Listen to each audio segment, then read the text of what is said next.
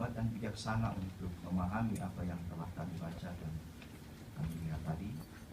Tuhan mampukan kami agar pemahaman yang kami dapatkan di saat ini boleh memimpin kehidupan kami dan menguatkan iman kami bahwa kuasa Yesus melalui perbuatan dan juga perkataan mengubahkan hidup kami.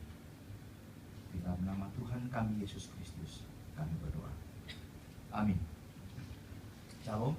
Shalom. Hari ini tema kita Jesus Turning on Words, atau perkataan Yesus yang menghidupkan. Nah, kalau saya mengatakan perkataan Yesus yang menghidupkan, kalau Bapak Ibu saudara-saudara mengamati tadi teks yang dibaca, maka yang hidup perkataan Yesus atau anak yang hampir mati. Ini ada dua fakta yang saling berkaitan, bahwa perkataan Yesus itu menghidupkan. Menghidupkan siapa? Nah, di sini saya mencatat ada dua, yaitu menghidupkan iman dari pegawai istana dan juga menghidupkan anak pegawai istana yang hampir mati.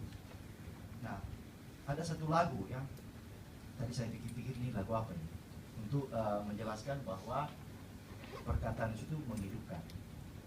Ku yakin saat kau berfirman, ku kuat saat kau menopang, hidupku hanya ditentukan oleh perkataanmu. Nah, hidup kita ditentukan oleh perkataan Yesus Kristus. Nah, kita melihat secara umum kehidupan yang baik itu seringkali orang menafsirkan itu ditentukan oleh perkataan. Jadi perkataan yang baik itu biasanya mencerminkan orang yang baik. Tapi tidak selalu orang yang baik itu bisa mencerminkan perkataan yang baik. Bisa saja dalam situasi tertentu dia bisa berubah arah. Apalagi orang jahat juga bisa dia menyatakan sesuatu yang baik, tapi naturnya tidak bisa menyangkali bahwa memang ada keburukan yang terdapat dalam diri seseorang. Nah, kita melihat bahwa aspek baik buruk itu ditentukan oleh perkataan kita. Jadi biasanya orang mengukur perkataan dan juga perbuatan, apakah itu seimbang antara perkataan dan perbuatan. Nah, prinsip kitab suci mengajarkan bahwa perbuatan itu harus mencerminkan apa yang kita katakan, dan juga perkataan kita mencerminkan apa yang kita perbuat. Nah, pada aspek perkataan, kehidupan manusia dapat saja menjadi berkat ataupun kutuk. Jadi perkataan itu bisa menjadi berkat atau menjadi kutuk.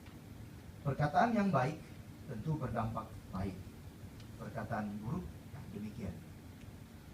Jadi perkataan menjadi salah satu aspek penting dalam kehidupan manusia, sebab perbuatan seseorang seringkali diukur dari apa yang ia katakan. Nah, kalau kita pahami apa yang sudah dijelaskan tadi, teks Yohanes 4 ayat 46 sampai 54 itu menekankan perkataan Yesus dan iman seorang pegawai istana. Nah, dalam bacaan kita, pegawai istana itu mengalami problem hidup. Ya, anaknya sakit dan hampir mati. Nah, ibu-ibu ini paling mengerti kalau anak sakit itu dia paling repot. Minyak kayu putih, minyak gosok, limason, obat, minyak telon, minyak goreng, semua siap. Bawang merah, bawang putih, sekalian tomat, cabai di situ ya. Itu kalau anak sakit dia paling repot. Dia tahu. Bahkan kalau yang lebih repot lagi, suami istri, kalau anak sakit itu kan kita bawa kemana? Oh, ini apotek buka apa tidak ini? Kita bawa ke rumah sakit, tapi uangnya mana? Tidak ada gerakan, ini sudah jam berapa? Itu sibuk sekali. Nah, di sini pegawai istana itu mengalami problem yang menurut saya itu sangat berat. Mengapa? Karena anaknya itu sakit dan hampir mati. Hampir mati, berarti kan sudah mau mati dia. Apakah itu sudah nafas satu-satu, atau memang dia lihat anak ini tersiksa sekali, sudah mau mati.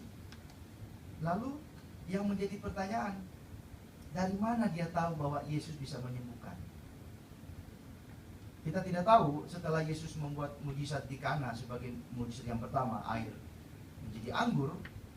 Kalau kita lihat di ayat 47, ketika pegawai istana mendengar bahwa Yesus telah datang dari Yudea, nah ini kan berarti ada proses tertentu yang mana pegawai istana dengar bahwa Yesus mengubah air menjadi anggur.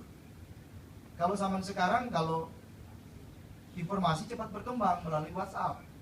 Kalau dulu Yesus mungkin ada WhatsApp, mungkin murid-murid langsung foto itu anggur, langsung dia posting. Hidup Yesus. Yesus membuat air menjadi anggur. Apa loh, ya kan? Lalu dengan cepat orang akan baca media sosial waktu itu. Lalu orang, wah ini Yesus hebat. Nah, dengan demikian berita tentang Yesus terus tersebar. Tapi pada konteks ini kita tidak tahu bagaimana berita itu bisa sampai terdengar oleh pegawai istana. Berarti ada proses di mana orang berbicara dari telinga ke telinga, lalu sampai kepada wilayah-wilayah tertentu mengatakan bahwa Yesus membuat air menjadi anggur. Nah, saya menduga pegawai istana mendengar berita tentang mujizat yang dilakukan Yesus, maka dia yakin kalau Yesus mengubah air menjadi anggur, maka dia yakin bahwa anak saya yang hampir mati pasti hidup. Karena mujizat satu itu bisa menentukan mujizat yang berikutnya dalam pemahaman orang-orang tertentu. Nah, di dalam problem seperti ini, dia tentu sudah sudah mencari pengobatan ya, baik itu tradisional, pengobatan alternatif, mungkin pakai obat-obat yang lain, tapi tidak sembuh. Sehingga dia yakin, wah ini Yesus akan datang, saya harus ketemu dia supaya saya minta Yesus menyembuhkan anak saya yang hampir mati. Nah, saudara-saudara, dia datang kepada Yesus dan dia ngomong langsung, Tuhan, datanglah sebelum anakku mati. Ini bukan perkataan senda gurau, tapi ini serius bahwa Tuhan, atau dengan perkataan Tuhan, kalau engkau tidak datang di rumah saya, itu anakku mati.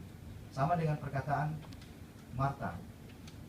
Ya, dia mengatakan, Tuhan, seandainya kalau engkau hadir lebih cepat, tentu saudara kami tidak mati, yaitu Lazarus. Kalau Yesus datang lebih awal, menurut Maria dan Marta, pasti Lazarus tidak mati. Tapi Yesus, engkau datang terlambat, itu saudara kami sudah mati. Lalu Yesus sangat bersedih karena Lazarus mati. Lalu dia pergi kemana? Ya, pergi ke kuburan Lazarus. Dan dia panggil Lazarus. Perkataan itu, Lazarus, Lazarus, keluarlah. Jadi perkataan itu menghidupkan. Lazarus hidup. Nah, pegawai istana percaya akan perkataan Yesus. Ayat 50. Dan ia pergi untuk melihat apakah anaknya itu hidup atau mati. Jadi Yesus mengatakan begini, pergilah, anakmu hidup. Jadi Yesus tidak pergi ke rumah pegawai istana, ya. Kalau kita lihat misalnya di slide berikutnya, ya, Yesus membuat mujizat itu dengan dua cara. Yang pertama, dia berkata-kata. Yang kedua, dia menjamah bagian tubuh yang sakit. Nah, kalau menjamah, kita lihat orang buta sejak lahir di dalam Yohanes pasal 9, dia kan meludah ke tanah, lalu mengaduk tanah dan mengoleskannya di mata orang buta. Lalu Yesus bilang, pergilah. Jadi pakai jamahan, lalu dia mengatakan, pergilah, basuhlah dirimu di kolam apa? Bethesda. Lalu di dalam bagian lain, Yesus memegang tangan orang yang sakit busuk air, sembuh, dia memegang tangan. Lalu teks Markus 1:31, 5:41, Matius 8:15 itu Yesus memegang tangan lalu penyakit itu sembuh. Nah, kalau konteks Yesus menjamah itu tidak lagi kita pahami dalam arti literal di zaman sekarang, tapi kita hanya pahami sebagai wujud dari perkataan Yesus yang diwakili oleh para hamba Tuhan, ya, orang-orang percaya. Misalnya kita mendengar ya, itu sudah berpuluh-puluh tahun ya ada kakek kesembuhan ya. Di dalam nama Yesus sembuh. Orang yang lumpuh itu berjalan, orang buta melihat. Ya macam-macam, ada sakit jantung itu kesaksian ya, seperti yang hamba Tuhan yang sudah meninggal itu, John Hartman ya, dengan penerjemahnya Evelyn Nadia ya. Itu kan sudah meninggal. Dia kan kalau orang ya, taruh tanganmu di televisi, tangan kanan lalu dia doakan, orang bisa sembuh. Dan banyak manifestasi kesembuhan itu dilakukan oleh para pelayan Tuhan yang tentu diberikan karunia. Tapi di samping itu juga ada penipuan-penipuan. Jadi orang itu sembuh ya sudah dibayar, lalu untuk menaikkan popularitas pendeta yang menyembuhkan ya dengan cara menipu orang supaya dia diundang di mana-mana, dapat duit dan juga tipu orang. Jadi penipuan juga jalan terus, mujizat jalan terus, penipuan jalan terus. Jadi iblis itu terus bekerja. Kalau Yesus mengatakan Bapakku bekerja sampai sekarang, maka aku juga bekerja. Tapi jangan lupa, setan pun juga dia punya pekerjaan juga keren. Jadi mungkin iblis tunggu di depan pintu itu. Oi, apa kabar? Nanti tunggu pulang baru saya sapa kalian ya. Hari ini kalian boleh perjamuan, tapi tunggu saya depan pintu, awas ya. Virus corona akan mengganggu kalian ya. Jadi jamahan Yesus itu membuktikan bahwa dia punya kuasa. Jadi kuasanya itu keluar dari dirinya sendiri dan juga dari perkataan. Saudara ingat ada seorang perempuan yang sudah sakit pendarahan belasan tahun, kalau tidak salah 12 tahun. Dia bilang asal ku jamah saja jumbai jubahnya, aku pasti sembuh. Mengapa dia mengatakan begitu? Karena orang berdesak-desakan. Tidak ada kesempatan bertemu dengan Yesus. Tidak ada.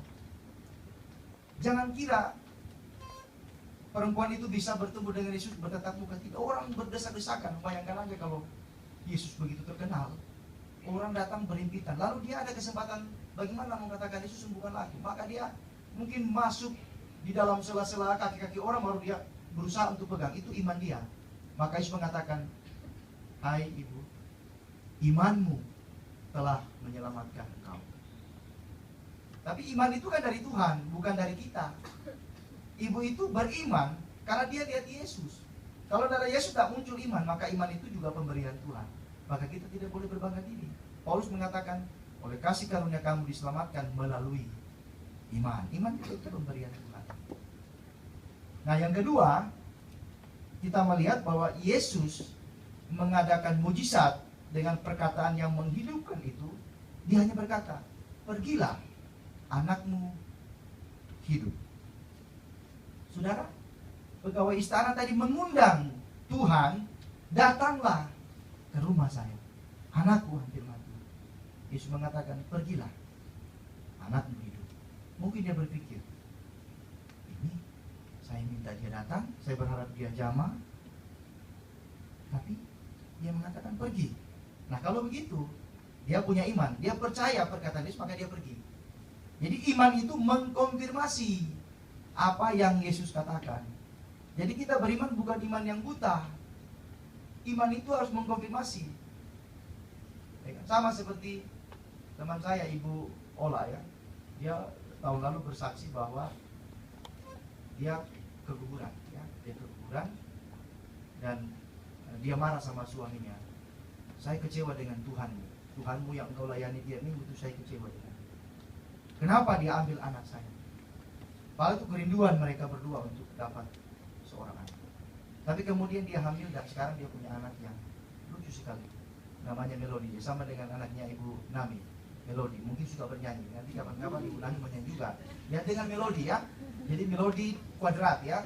Melodi Ibu Nami dan melodi Ibu Ola. Menyanyi dengan orang tuanya tentunya ya. Menyanyi. Musik masih ada ya. Judul lagunya Melodi ya. Yang nyanyi juga Melodi ya. Dan mama-mama Melodi. Jadi perkataan, jadi iman itu mengkonfirmasi apa yang dikatakan oleh Yesus. Jadi kita beriman bukan hanya iya Tuhan, tapi harus dikonfirmasi. Mungkin terlalu sederhana bagi Bapak Ibu Saudara. Waktu saya pergi ke Wamena, ya, bulan lalu ya, Februari sudah itu tanggal 27. Waktu saya itu kan batuk keras ya, sudah 1 minggu saya batuk belum sembuh-sembuh ya. Sudah minum obat macam-macam. Itu jahe, kopi susu jahe, jahe asli, baru obat batuk itu cair, baru kumur air garam, macam-macam obat. Tidak sembuh. Pokoknya semua obat saya hantam semua. Dalam hati ini bagaimana mau sembuh? Nah, semua obat dicampur, jadi susah sembuhnya. Lalu saya berdoa kepada Tuhan. Ini doanya sederhana. Tuhan, sebentar saya mau sampaikan orasi. Semoga dalam penyampaian orasi saya tidak batuk. Karena batuk saya itu menyiksa sekali. Orang bilang, wah ini virus corona. Tidak, saya batuk bukan corona. Corona lain lagi ya. Jangan kaitkan dengan batuk saya dan corona ya. Orang bilang, wah ini virus. Orang lihat saya, ini seperti virus corona ya. Tapi saya datang baik-baik, saya batuk. Lalu sepanjang saya orasi, kira-kira 15-20 menit, karena memang disingkatkan acaranya panjang sekali, saya tidak batuk. Dan saya bersyukur bahwa doa saya yang sederhana itu dikonfirmasi, bahwa iman saya mengkonfirmasi bahwa Tuhan telah menjawab doa saya. Nah, saudara-saudara, iman itu muncul ketika Tuhan bertindak. Ya, kalau Tuhan tidak bertindak ya jadi. Atau Tuhan berkata, seperti yang dialami oleh anak dari pegawai istana. Dia pergi, lalu dia tanya, jam berapa anak saya hidup? Ada kemungkinan mungkin dia hari ini Tuhan berkata, besok baru dia pergi. Mungkin jauh sekali rumahnya. Atau mungkin dia ada urusan lain, sampai dia belum sempat pulang ke rumah untuk mengecek apakah anak-anak itu hidup atau mati. Lalu jawab hamba-hambanya, kemarin siang, berarti kan kemarin siang pukul 1 demamnya hilang. Lalu pegawai istana ingat bahwa pada saat itulah Yesus berkata kepadanya, anakmu hidup. Berarti perkataan Yesus menghidupkan. Jadi iman itu mengkonfirmasi, jangan cuma ya Tuhan kami percaya, tapi tidak ada konfirmasi apa-apa. Dia tahu jam berapa anak saya sembuh. Jadi dia membuktikan bahwa yang kemarin dia percaya kepada Yesus jam 1, Yesus berkata dia, oh ternyata betul. Yang Yesus katakan itu betul, dan yang saya imani juga betul. Jadi iman itu selalu terkonfirmasi dengan fakta. Iman selalu terkonfirmasi dengan fakta. Meskipun Yesus diolok-olok, kita dihina, dicaci maki, tapi itu tidak akan mengaburkan fakta bahwa kita disembuhkan oleh Yesus Kristus. Kita diubahkan oleh Yesus Kristus. Itu fakta berbicara lebih kuat dibanding agama tertentu yang bilang dasar orang Kristen kafir. Sebenarnya itu penistaan agama sepanjang sejarah. Saya mengatakan begini, sepanjang sejarah dua agama yang dikatakan kafir, Yudaisme dan Kristen, itu sudah 1000 berapa tahun, sudah 1000 tahun lebih. Tapi itu tidak mempengaruhi apa-apa bagi dunia. Justru kekristenan terus berkembang. Kalau Yesus tidak berkuasa, mustahil slogan kafir itu akan mempengaruhi. Tidak mempengaruhi. Karena Yesus berkuasa, maka sebutan apapun kepada orang Kristen itu tidak mempengaruhi fakta bahwa Yesus itu luar biasa. Perkataan yang menghidupkan. Saudara bisa baca banyak kesaksian. Berapa banyak orang yang dibangkitkan dari mati. Berapa banyak orang yang disembuhkan oleh Yesus. Luar biasa. Jadi pengalaman hidup itu adalah fakta di mana iman itu terkonfirmasi secara baik. Jadi kita bersyukur bahwa iman itu diberikan oleh Tuhan. Jadi iman itu menghidupkan anak pegawai istana karena dia beriman. Kalau dia tidak beriman, dia tidak mungkin. Dia yakin bahwa perkataan Yesus itu menghidupkan. Jadi ini bagi saya sangat luar biasa.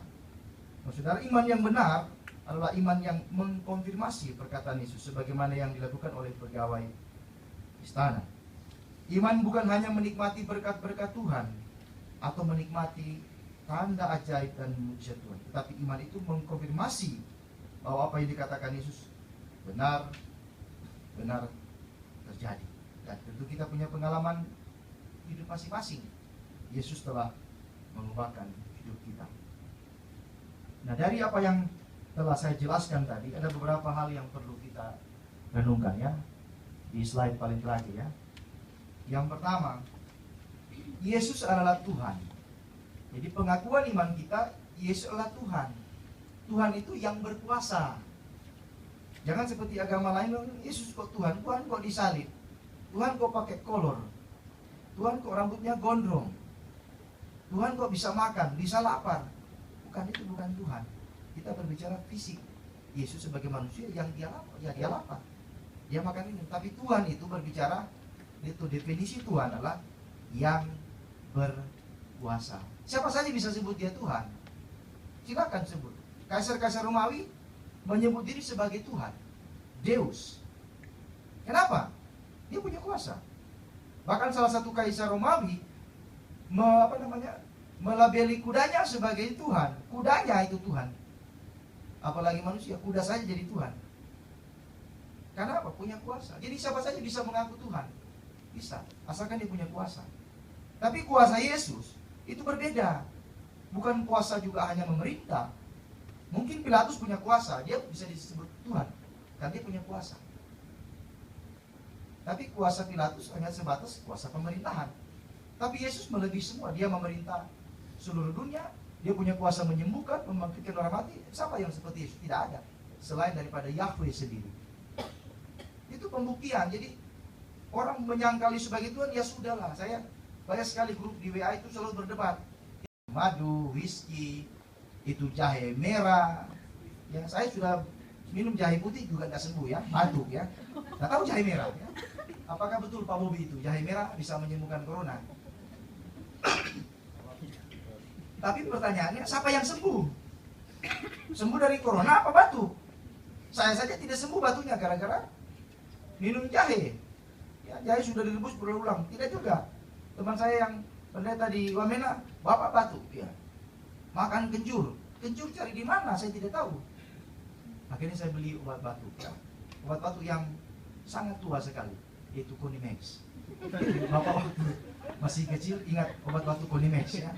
Itu masih ada sampai sekarang. Konimex kecil tapi batuk keok. Itu dia. Ya batuk keok, tapi saya juga belum sembuh. Sudah minum itu berapa bungkus Konimex? Ya lumayan lah. Ada sedikit kesembuhan ya, tapi belum total ya, masih batuk-batuk sedikit ya. Tapi lumayan daripada itu siang malam saya tersiksa itu dengan batuk kering. Ya, bagi bapak ibu yang pernah batuk pasti tersiksa ya.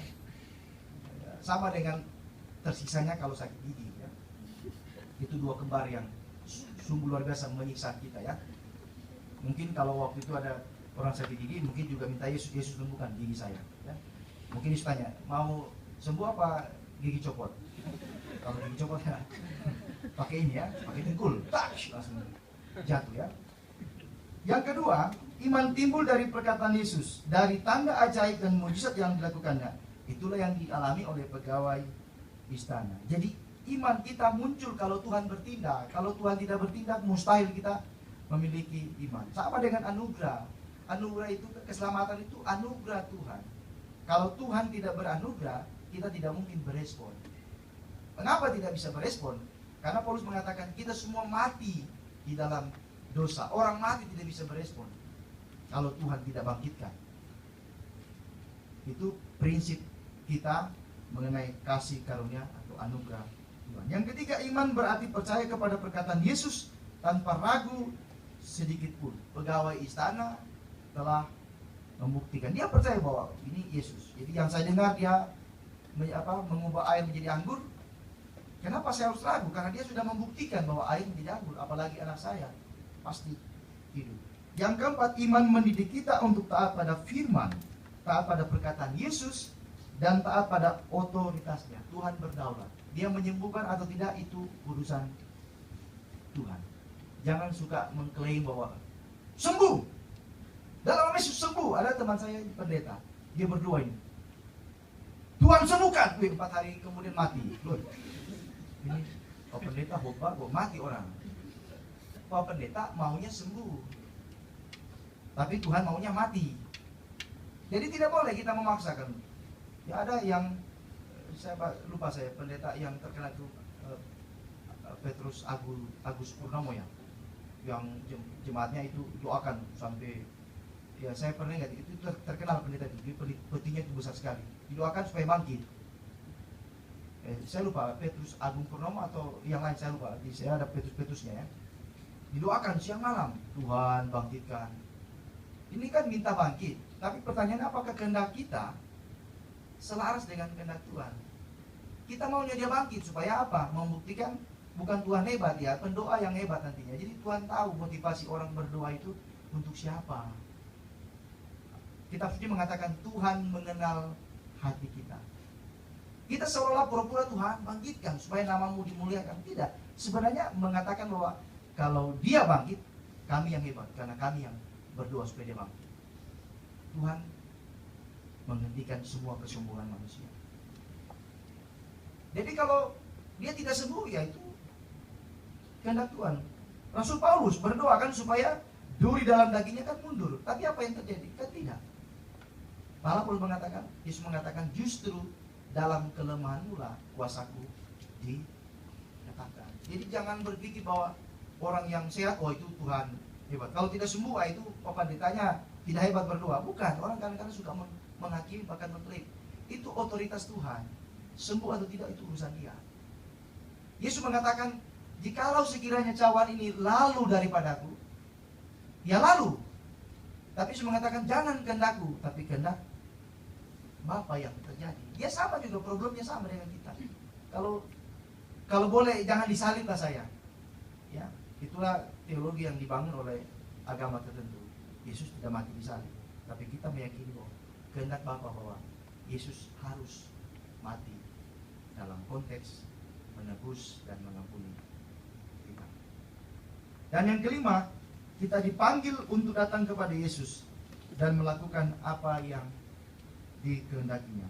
Pegawai istana datang kepada Yesus. Dia tidak hanya mendengar, tapi juga datang. Bagaimana mungkin Yesus bertindak kalau kita tidak datang? Yesus mengatakan, marilah kepadaku semua yang letih lesu. Marilah, kan dia panggil. Betul kan? Jadi sebenarnya di dalam kitab suci ada dua versi ya. Yang pertama Yesus mengundang, marilah datang kepadaku, berarti dia mengajak kita datang. Tapi dalam kitab Wahyu dikatakan, lihatlah aku berdiri di depan pintu, mengetok pintu hatimu. Berarti Yesus yang datang. Jadi yang mana benar? Yesus datang kepada kita, mengetok pintu hati kita, atau marilah kepadaku, Yesus mengundang kita. Ya, dua-duanya benar, tapi dalam konteks yang berbeda. Pegawai istana datang, bukan dia tunggu. Yesus, tolong kau datang ke tempat saya. Cepat datang, pulsa saya sudah mau habis. Tidak, dia datang, dia cari. Ketika dia dengar, dia langsung cari. Bukan dia bilang, tolong panggil tuh Yesus, saya tidak sempat jalan kaki, jauh sekali, tolong suruh dia datang. Nanti ongkos-ongkosnya saya tanggung semua. Makan minum saya tanggung, hotel semua ya, hotel arah juga saya tanggung ya. Ada kolam renang, kalau Yesus mau berenang ya silakan berenang ya. Sabtu-sabtu di dalam juga boleh. Tidak, dia datang. Iman itu mengarahkan kita untuk datang kepada Yesus. Jangan suruh Yesus datang. Bagaimana Yesus bertindak kalau kita tidak datang? Iman itu membuat kita datang kepada Yesus. Jadi iman itu tidak hanya mengkonfirmasi tadi saya katakan, tapi juga mengarahkan kita untuk datang kepada Yesus. Jangan sekarang kan datang kepada Yesus di mana saja juga bisa datang. Bukan seperti dulu orang harus cari di mana Yesus berada, di situ tidak pergi. Tapi sekarang datang kepada Yesus juga bisa dalam persekutuan seperti saat ini di gereja, di persekutuan Paramount doa pagi, di doa pagi apa Senin, ya Selasa dengan Ibu Lisa, Rabu, Senin, Rabu, Kamis dengan Ibu Lisa, Selasa, Jumat di persekutuan doa pagi Paramount. Baru hari Minggu itu bisa di Moria, di Matana juga di Bisaya. Ada banyak tempat kita bertemu dengan Yesus. Nah, kita datang di sini juga tentu dengan latar belakang berbeda. Ada yang sukacita, ada yang sedih, ada yang suntuk karena main game ulat cacing tadi malam, ada yang aduh sakit perut, salah makan, macam-macam. Tapi dengan demikian kita membuktikan bahwa kita butuh Tuhan, bukan Tuhan yang butuh kita. Jangan dibalik. Kalau kita butuh Tuhan, kita datang kepada Dia lalu mengucap syukur. Yesus mengatakan, datanglah kepadaku, kamu akan mendapat kelegaan. Yang berbeban berat, letih lesu, Yesus akan memberikan kelegaan. Jadi sepanjang sejarah kita hanya butuh datang kepada Yesus. Pegawai istana telah menjadi contoh penting bagi kita bahwa dia mendengar Yesus, dia datang dan anaknya disembuhkan. Kita juga yang zaman sekarang yang orang mengatakan milenial segala macam, zaman disrupsi, era revolusi industri, era revolusi digital, macam-macam. Tapi itu bagian lain dari sisi kehidupan kita. Tapi yang terpenting, perkembangan boleh terus berubah, tapi iman kita jangan sampai berubah. Yesus adalah pribadi yang telah membuktikan bahwa perkataannya itu menghidupkan. Amin. Mari kita berdoa. Tuhan Bapa kami di surga, terima kasih untuk kesempatan di saat ini. Engkau yang terus menopang kehidupan kami dan kehidupan kami yang ditentukan oleh perkataan-Mu. Kiranya terus menguatkan kami untuk menjadi orang yang baik di mata masyarakat dan juga di mata Tuhan. Orang yang terus menunjukkan jati diri, penuh kasih dan pengampunan manapun kami berada. Mampukan kami ya Tuhan terus beriman kepadamu dan bersandar kepadamu, bersandar kepada firman yang telah terbukti menguatkan dan mengubah manusia di sepanjang zaman. Demi dan firman Tuhan kami Yesus Kristus kami mengucap syukur dan berdoa. Amin.